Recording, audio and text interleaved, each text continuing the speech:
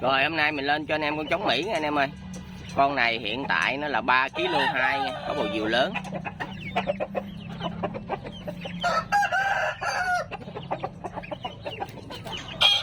Con này giá 3 chấm nha.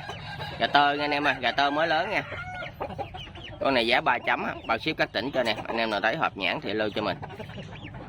3 kg 2 có bầu diều lớn, hàng khủng long nè. Gà tơ nha.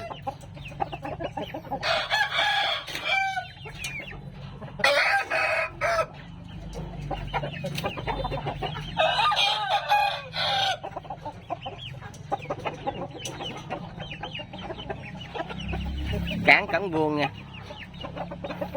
Đó, anh em nào thấy hộp nhãn thì lưu cho mình. 3 chấm bao ship các tỉnh cho anh em.